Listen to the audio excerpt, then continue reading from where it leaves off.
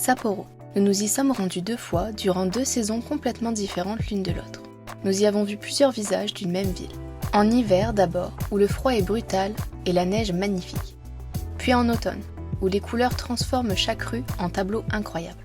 Alors, la véritable question c'est, est-ce que Sapporo vaut le détour ?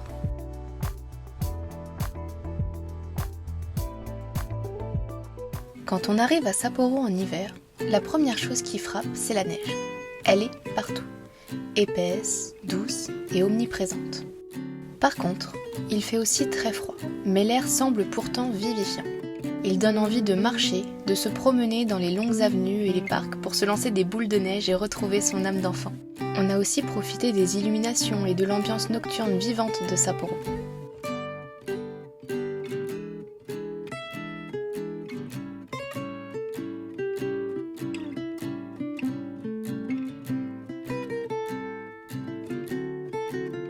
On a visité un temple embelli par un épais manteau blanc et on a même eu l'occasion de se rendre dans un cimetière au décor unique, avec un Bouddha caché de plusieurs mètres de haut et des moaïs qui veillent sur le cimetière. Un lieu incroyable qu'on n'oubliera jamais.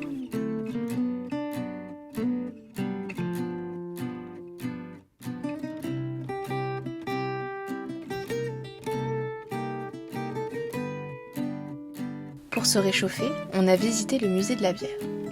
Il offre une découverte intéressante du processus de fabrication et permet de faire une dégustation à la fin.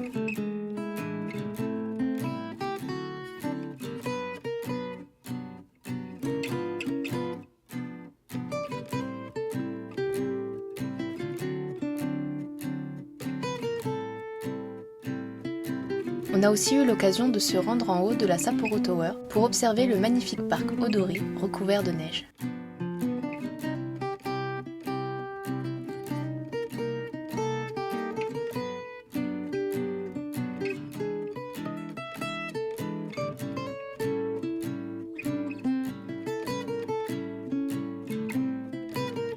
Et puis, il y a la nourriture. Après une journée glaciale, rien de mieux qu'un barbecue à volonté qui propose du porc, du poulet et du mouton. Un moment appréciable pour se remplir le ventre et boire un verre dans une ambiance conviviale.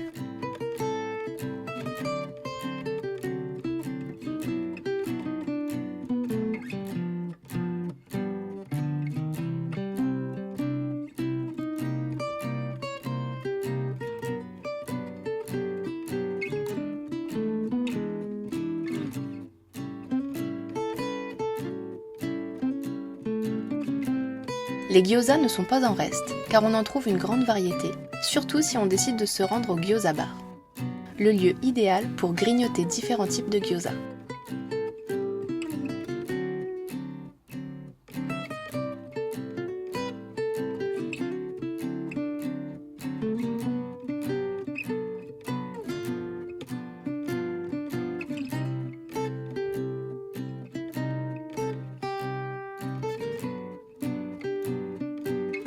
Mais Sapporo, c'est aussi le point central pour visiter d'autres villes à proximité.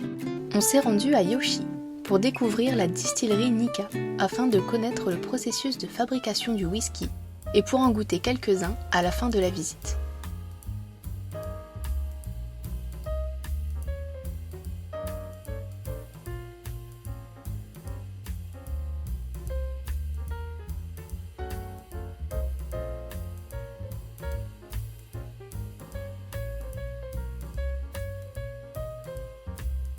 Au retour, nous sommes passés par Otaru, une ville portuaire dont le canal est réputé pour son côté romantique.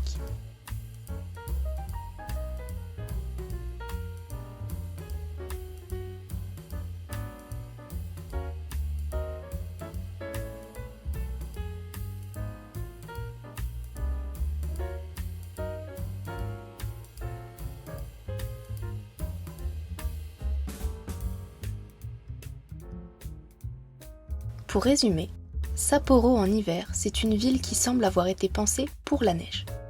Malgré le froid, tout est facile. Les galeries couvertes permettent d'éviter le vent glacial, les routes sont déneigées et le paysage est magnifique. Impossible de s'en lasser.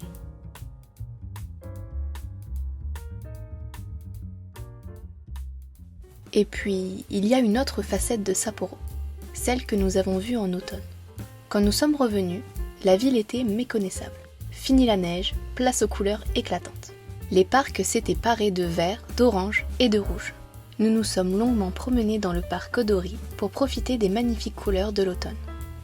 Pourtant, ce qui nous a le plus marqué, c'est l'ambiance qui régnait dans cet espace de verdure. Les Japonais semblaient tous détendus, ils profitaient de chaque stand et de chaque animation avec leurs proches. C'était un lieu où tout le monde semblait heureux et ça faisait du bien. L'automne à Sapporo, c'est aussi la saison pour faire les marchés de poissons et de fruits de mer, pour déguster des sushis fondants.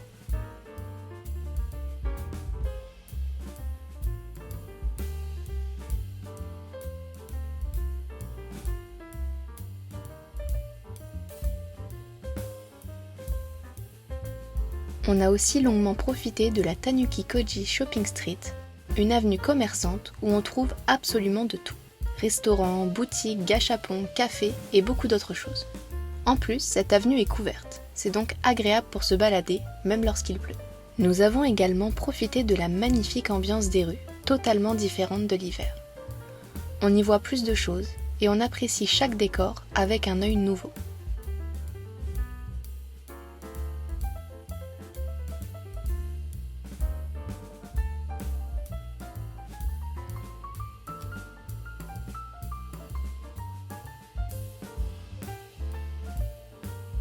Après cette balade où tout semblait à la fois familier et nouveau, nous avons pris la direction de la célèbre rue des Ramen. Là-bas, une dizaine de minuscules échoppes se succèdent, chacune servant un ramen au miso avec sa propre touche secrète. Nous nous sommes installés dans l'une d'elles, attirés par l'odeur du bouillon. La soupe était épaisse, parfumée, remplie de nouilles et de porc fondant. Pour résumer, Sapporo en automne, c'est une ambiance conviviale où chaque minute passée à l'extérieur donne un sentiment de bien-être et d'apaisement. Chaque balade donne envie de continuer de marcher pour découvrir autre chose.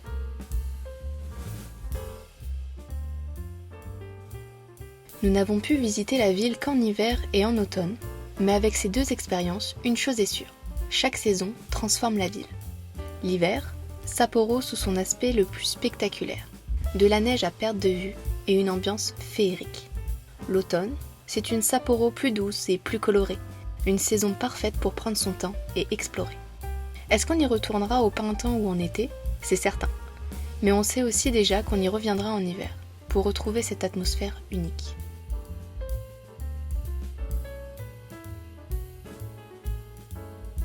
Ce n'est pas une ville pour ceux qui cherchent l'agitation de Tokyo ou les temples de Kyoto. C'est une ville pour ceux qui aiment les grands espaces, la tranquillité et la douceur de vivre, tout en profitant des infrastructures d'une grande ville. Sapporo vise également les amateurs de gastronomie, parce qu'ici, tout est bon. Ceux qui apprécient le froid et l'hiver y trouveront aussi leur compte. Ça permet de voir un Japon différent, où la neige ne se contente pas de tomber, mais façonne la vie quotidienne. À Sapporo, on respire et on prend son temps. Et c'est sans doute ça qui fait toute la différence avec les autres villes du Japon.